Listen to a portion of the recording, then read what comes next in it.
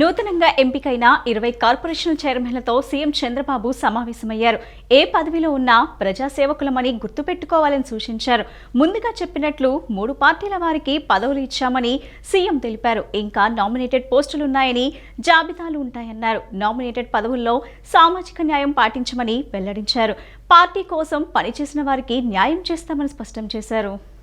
కొత్తగా ఎంపికైన కార్పొరేషన్ చైర్మన్లతో సచివాలయంలో ముఖ్యమంత్రి చంద్రబాబు సమీక్ష నిర్వహించారు. నామినేటెడ్ పదవులు పొందిన నేతలకు శుభాకాంక్షలు తెలియజేశారు. ఎక్కడా అహంకారం కనిపించకూడదు, ఏ పదవిలో ఉన్న ప్రజా సేవకులు అని గుర్తుపెట్టుకోవాలని అన్నారు. ప్రజల కంటే ప్రత్యేకమని ఎక్కడా భావించొద్దని హితవు పలికారు. ముందుగా చెప్పినట్లు 3 పార్టీల వారికి పదవులు ఇచ్చామన్నారు. మొన్నటి ఎన్నికల్లో అభ్యర్థుల ఎంపికలో ప్రత్యేకమైన విధానాన్ని పాటించామన్న సీఎం నేడు నామినేటెడ్ పదవుల విషయంలో మంచి కసరత్తు చేసి పదవులు ప్రకటించామన్నారు. ఫేజ్ 1లో ముందుగా కొందరికి పదవులు ఇవ్వగలిగామని, ఇంకా నామినేటెడ్ పోస్టులు ఉన్నాయన్నారు. కొందరు నాయకులు తొందరపడుతున్నారని, ఇది మంచి పద్ధతి కాదని తెలియజేశారు. పార్టీ టికెట్ ఇవ్వలేకపోయిన వారికి మొదటి లిస్టులో కొంతవరకు అవకాశం ఇచ్చామని వెల్లడించారు. జైలుకు వెళ్లిన వాళ్లు, ఆస్తులు కోల్పోయిన వాళ్లు, కేసులు ఎదుర్కొన్న వారు ఉన్నారు. పార్టీకి ఎవరు ఎలా పనిచేశారో తన దగ్గర పూర్తి సమాచారం ఉందని స్పష్టం చేశారు. పార్టీ కోసం నిరంతరం పనిచేసిన వాళ్లు ఉన్నారని, ప్రతి ఒక్కరికి న్యాయం చేయాలి అనే విషయంలో స్పష్టంగా ఉన్నామన్నారు. కష్టపడిన ఏ ఒక్కరిని విస్మరించమని పేర్కొన్నారు. నామినేటెడ్ పదవుల్లో సామాజిక న్యాయం పాటించామని, జనాభా ధామాషా లెక్కన బీసీలకు నామినేటెడ్ పదవుల్లో ఎక్కువ ప్రాధాన్యం ఇచ్చామన్నారు.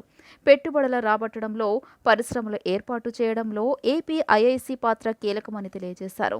మౌలిక సదుపాయాల కల్పనతో పెద్ద పెద్ద కంపెనీలను తీసుకురావచ్చన్నారు. గత టీడీపీ హయాంలో పరిశ్రమల కోసం భూములు సేకరిస్తే గత వైఎస్ఆర్సీపీ ప్రభుత్వం ఇళ్ల స్థలాలకు వాటిని కేటాయించి లక్ష్యం నెరవేరకుండా చేసిందన్నారు. పరిశ్రమలు వస్తే ఉపాధి ఉద్యోగాలు వస్తాయని, కానీ జగన్ ఇళ్ల స్థలాల పేరుతో వాటిని ఇచ్చాడని ధ్వజమెత్తారు. నేతలకే కాదని ట్రాక్ రికార్డుల ఆధారంగా చిన్న స్థాయి నేతలకు కూడా కార్పొరేషన్లలో అవకాశాలు ఇచ్చామన్నారు. సింపుల్ గవర్నమెంట్, ఎఫెక్టివ్ గవర్నెన్స్ అని తాను పవన్ కళ్యాణ్ చెప్పామని, అదే అంతా పాటించాలని సూచించారు. 15 రోజుల్లో వరద సాయం అందించామని, మళ్లీ బాధితులను నిలబెట్టే ప్రయత్నం చేశామన్నారు. ఇది మన విధానమని, దీనికి అనుగుణంగా మీరు పనిచేయాలన్నారు. మంత్రులు, ఎమ్మెల్యేలు, ఎంపీలతో కలిసి సమన్వయంతో మీరంతా పనిచేయాలని కోరారు. మీ వల్ల కూటమి ప్రభుత్వానికి పొలిటికల్ గెయిన్ ఉండాలని స్పష్టం చేశారు. సింహాచలంలో వేంచేసి ఉన్న శ్రీ వరాహ లక్ష్మీ నరసింహస్వామి వారిని రాష్ట్ర విద్య, ఐటీ శాఖల మంత్రి నారా లోకేష్ గురువారం ఉదయం దర్శించుకున్నారు.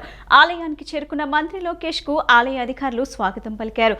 అనంతరం లోకేష్ స్వామివారికి పూజలు నిర్వహించారు. వేద పండితులు లోకేష్ కు ఆశీర్వచనం చేసి స్వామివారి తీర్థ ప్రసాదాలను అందజేశారు. రాష్ట్ర విద్యాశాఖ మంత్రి నారా లోకేష్ గురువారం ఉదయం 6:30 గంటలకు సింహాచలం వరాహ నరసింహ స్వామిని దర్శించుకుని పూజలు చేశారు. ఆలయం ప్రధాన అర్చకులు, అధికారులు లోకేష్ కు పూర్ణ కుంభంతో స్వాగతం పలికారు. అనంతరం స్వామివారి అంతరాలయంలో ప్రత్యేక పూజలు నిర్వహించారు. తర్వాత కప్ప స్తంభం, ఆలింగం స్వామివారి దర్శనం చేసుకున్నారు. అనంతరం వేద పండితులు మంత్రి లోకేష్ కు ఆశీర్వచనం చేసి స్వామివారి ప్రసాదం అందజేశారు.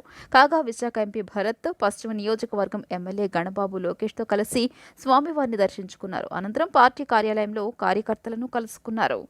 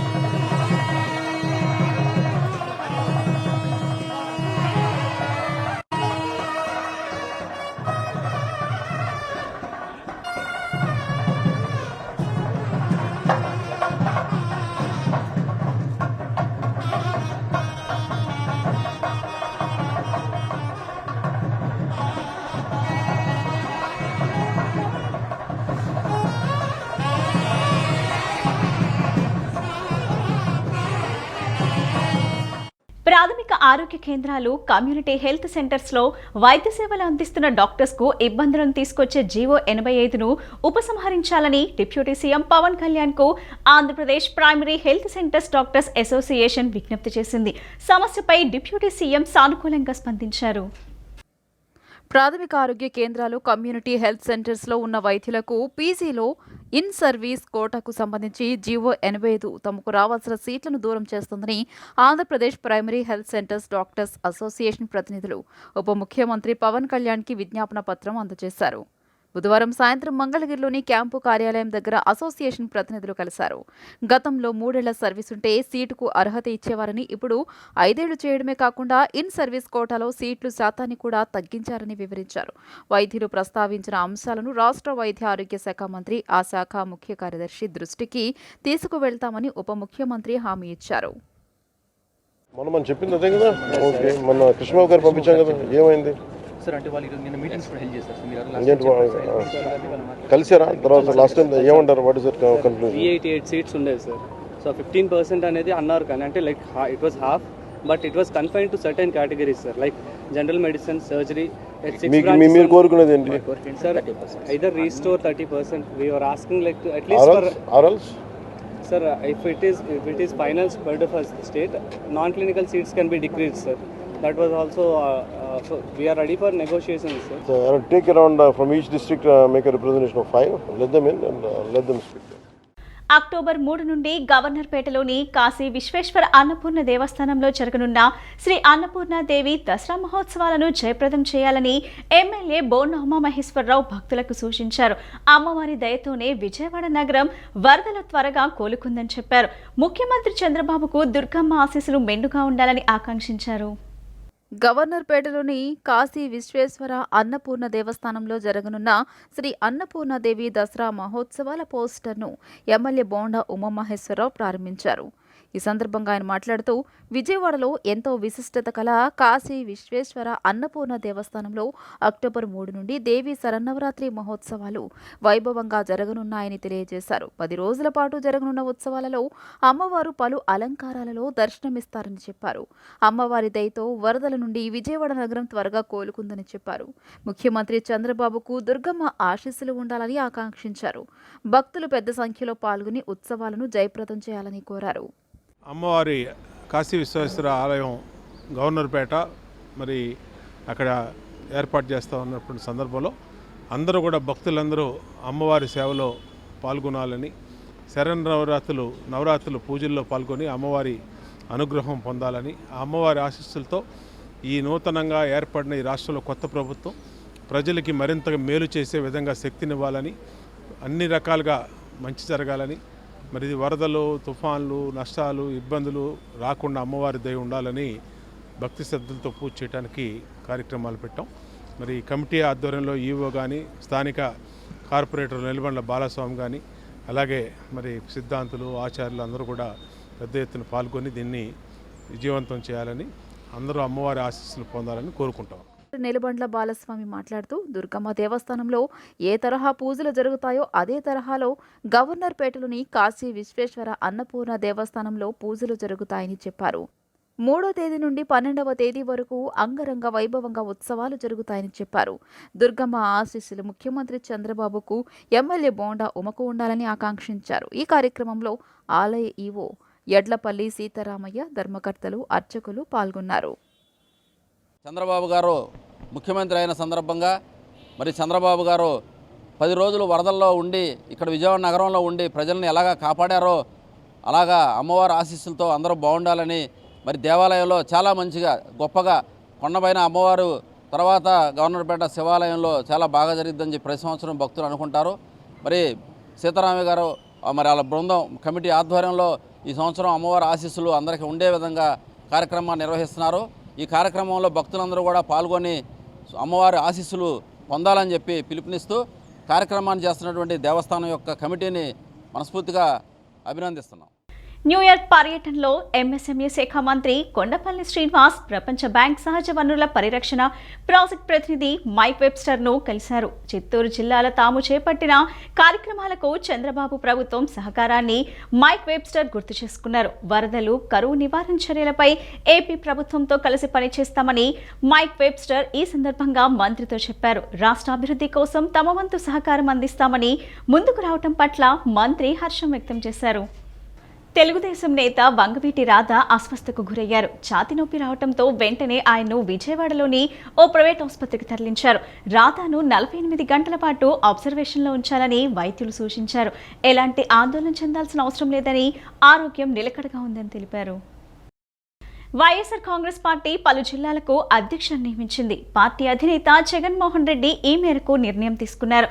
కృష్ణా, ఎన్టీఆర్ జిల్లాలకు నూతన అధ్యక్షులుగా పేర్ని నాని, దేవినేని అవినాష్లను నియమిస్తూ ప్రకటన విడుదల చేశారు. కృష్ణా, ఎన్టీఆర్ జిల్లాలకు వైఎస్ఆర్ కాంగ్రెస్ పార్టీ నూతన అధ్యక్షులను నియమించింది. బుధవారం ఈ మేరకు వైసీపీ ప్రకటన విడుదల చేసింది. కృష్ణా జిల్లా పార్టీ అధ్యక్షుడిగా మాజీ మంత్రి పేర్ని నానిని నియమిస్తూ పార్టీ అధినేత జగన్మోహన్ రెడ్డి నిర్ణయం తీసుకున్నారు. ఇక ఎన్టీఆర్ జిల్లా విషయంలో జగన్మోహన్ రెడ్డి కీలక నిర్ణయం తీసుకున్నారు. యువ నాయకుడు, విజయవాడ తూర్పు నియోజకవర్గ పార్టీ అభ్యర్థిగా పోటీ చేసిన దేవినేని అవినాష్ను నియమించారు. జిల్లా పార్టీ బాధ్యతలను అవినాష్కు అప్పగిస్తూ నిర్ణయించారు. వైసీపీ అధికారంలో ఉన్నప్పుడు తూర్పు నియోజకవర్గ ఇన్ఛార్జిగా అవినాష్ పనిచేశారు. సార్వత్రిక ఎన్నికల్లో గద్దె రామ్మోహన్ పై పోటీ చేసి ఓటమి పాలయ్యారు. పార్టీ నేత జగన్మోహన్ రెడ్డి తీసుకున్న నిర్ణయం పట్ల దేవినేని అవినాష్ వర్గాల్లో సంతోషం వ్యక్తమవుతోంది. విశాఖ స్టీల్ ప్లాంట్కు చెందిన వేలాది ఎకరాలను అమ్ముకూడదంటూ ఆంధ్రప్రదేశ్ హైకోర్టు తీర్పునిచ్చిందని ప్రజాశాంతి పార్టీ వ్యవస్థాపక అధ్యక్షుడు కేఏ పాల్ సంతోషం వ్యక్తం చేశారు. కేవలం 24 ఎకరాలు మాత్రమే అమ్ముకునేందుకు అనుమతి ఇచ్చిందని వెల్లడించారు. విజయవాడలో బుధవారం సాయంత్రం మీడియాతో మాట్లాడిన ఆయన, వెంకటేశ్వర స్వామి లడ్డూ ప్రసాదం అంశంపై పిల్ వేశానని, తిరుపతి కేంద్ర పాలిత ప్రాంతంగా మార్చాలని డిమాండ్ చేశారు. 200 కోట్లకు 24 ప్రాపర్టీలు. యువర్ ఆనర్, నాకు 1 ఎకరం ఉంది విశాఖపట్నంలో. అందు కూడా చెప్పాను. ఈరోజు యువర్ ఆనర్ కరెక్ట్గా 61 సంవత్సరాల క్రిందట సెప్టెంబర్ 25 ఈ రోజుని నేను విశాఖపట్నంలో పుట్టాను. వీళ్ళందరికీ తెలియదు దాని విలువ. కోర్టు 1లో హ్యాపీ బర్త్డేలు చెప్పారు. యువర్ ఆనర్, నా బర్త్డే విష్ ఏంటంటే ఆంధ్రప్రదేశ్ రాష్ట్రానికి ప్రత్యేక హోదా రావాలి. నా బర్త్డే విష్ ఏంటంటే స్టీల్ ప్లాంట్ 8 లక్షల కోట్లది అమ్మకూడదు. నా బర్త్డే విష్ ఏంటంటే తద్వారా 100,000 కంపెనీలు వచ్చి కోటి మందికి నిరుద్యోగులకి ఉద్యోగాలు రావాలి.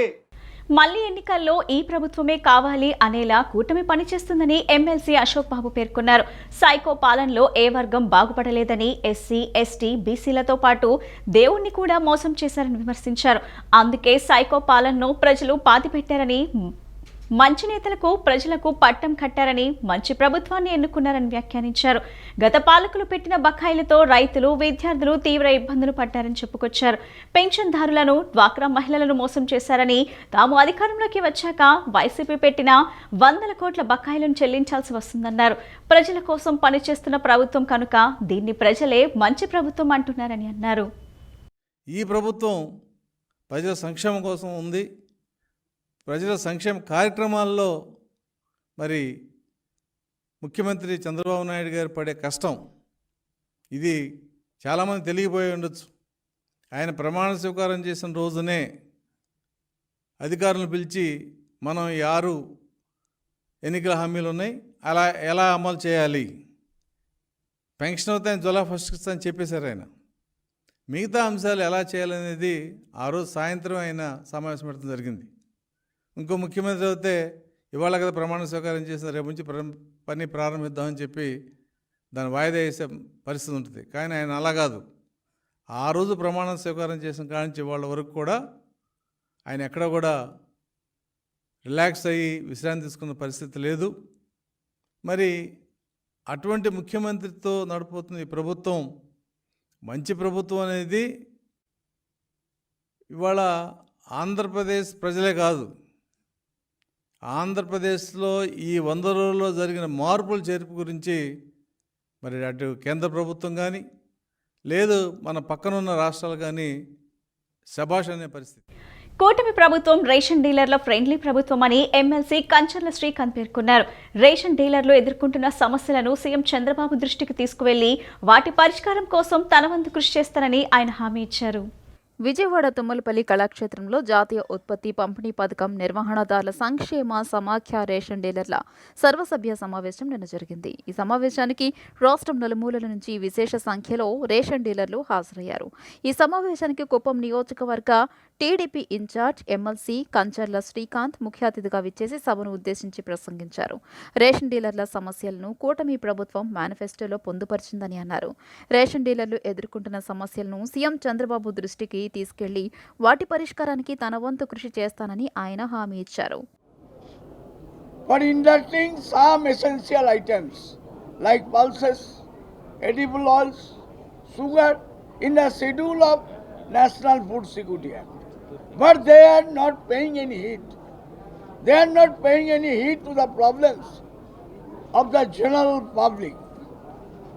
At this present juncture of high rocketing prices of essential items, the government of India should supply some essential items like pulses, edible oil, sugar, salt through the public distribution system, and for that matter, fair price songs.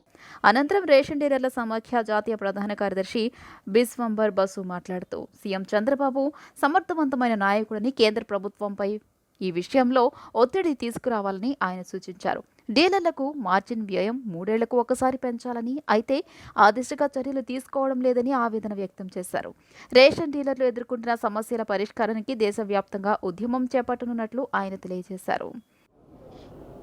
For inducting some essential items like pulses, edible oils, sugar in the schedule of National Food Security Act. But they are not paying any heed. They are not paying any heed to the problems of the general public. At this present juncture of high rocketing prices of essential items, the government of India should supply some essential items like pulses, edible oil, sugar, salt through the public distribution system, and for that matter, fair price songs. అనంతరం ration డీలర్ల సమాఖ్య రాష్ట్ర అధ్యక్షులు దివిలీలా మాధవరావు మాట్లాడుతూ 2014 నుంచి 2019 వరకు TDP అధికారంలో ఉన్న సమయంలో రేషన్ డీలర్లకు మంచి రోజులని, జగన్ అధికారంలోకి వచ్చిన తర్వాత రేషన్ డీలర్ల జీవితాలు రోడ్డున పడ్డాయన్నారు. రేషన్ డీలర్లు సమ్మె చేయాల్సిన పరిస్థితికి తీసుకువచ్చారని ఆవేదన వ్యక్తం చేశారు. ఎండియు రేషన్ వాహకులకు ఈ ఏడాది నాటికి తొలగించాలని డిమాండ్ చేశారు. లేని పక్షంలో న్యాయ పోరాటానికి సిద్ధంగా ఉన్నామన్నారు. రోడ్డు పడేశాడు మమ్మల్ని అందరినీ. డీలర్లు అందరూ కూడా నైట్ వాచ్మెన్ గాను, ఆటో డ్రైవర్లు కానీ వాళ్ళు జీవిస్తూ ఉన్నారు. ఒకప్పుడు డీలర్ అంటే ఊళ్ళో ఒక సర్పంచ్ స్థాయి గౌరవం ఉండేది. ఇవాళ కనీసం వాచ్మెన్ స్థాయి గౌరవం కూడా లేకుండా చేశారు ఈ వైసీపీ ప్రభుత్వం. మళ్ళీ చంద్రబాబు నాయుడు గారు మాకు న్యాయం చేస్తామని మేనిఫెస్టోలో పెట్టారు. ఖచ్చితంగా మాకు న్యాయం జరుగుద్ది. త్వరలోనే ఎండి వ్యవస్థను రద్దు చేసి డీలర్ల ద్వారా పంపిణీ వ్యవస్థ పెడతమే కాకుండా సంక్రాంతి, రంజాన్ తోఫా లాంటివి ఇవ్వటం, అదేవిధంగా 5,000 రూపాయల గౌరవేతనం, కమిషన్ అనేది 200 రూపాయల కింటాకి ఇచ్చే విధంగా మేము అడుగుతున్నాం. ఆయన చాలా సానుకూలతతో దాన్ని స్పందించి మాకు న్యాయం చేస్తారని ఈ సందర్భంగా మేము కోరుకుంటున్నాం. తెలంగాణ రేషన్ డీలర్ల సమాఖ్య అధ్యక్షుడు నాయకోటి రాజు మాట్లాడుతూ రేషన్ డీలర్లు ఎదుర్కొంటున్న సమస్యల పరిష్కారానికి తాము దేశవ్యాప్తంగా పోరాటాలు చేస్తున్నామన్నారు.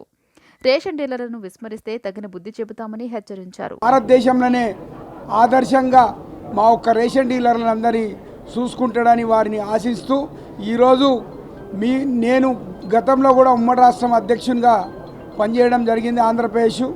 మరి అదేవిధంగా భారతదేశ వ్యాప్తంగా కూడా అన్ని రాష్ట్రాల్లో ఒకే విధానం ఉండాలా. మినిమం 50 నుంచి 70 వేల రూపాయలు ఒక డీలర్ అనే వ్యక్తికి, ఒక డీలర్ అనే కుటుంబానికి ఈ యొక్క రాష్ట్ర ప్రభుత్వాలు కానీ భారత ప్రభుత్వం కానీ ఒకే విధానం ఉండాలని మరి రాబోయే 2-3 నెలల్లో ఆల్ ఇండియా కార్యవర్గం సమావేశమై ఈ యొక్క డిసిషన్ తీసుకొని దేశవ్యాప్తంగా కూడా పోరాటం చేసేందుకు సిద్ధంగా ఉన్నామని మీతో మనం చేస్తూ జై హింద్, జై డీలర్స్. ఈ సమావేశంలో రేషన్ డీలర్ల సమాఖ్య రాష్ట్ర ప్రధాన కార్యదర్శి Adapa Venkataramana, working president P Venkata Ramareddy, ఉపాధ్యక్షులు పల్లయ్య, వి నరసింహారావు, కార్యదర్శి కామిరెడ్డి నాని తదితరులు పాల్గొన్నారు. ఈ బులెటిన్ ఇంతటితో సమాప్తం. తిరిగి మరో బులెటిన్లో కలుద్దాం. నమస్కారం.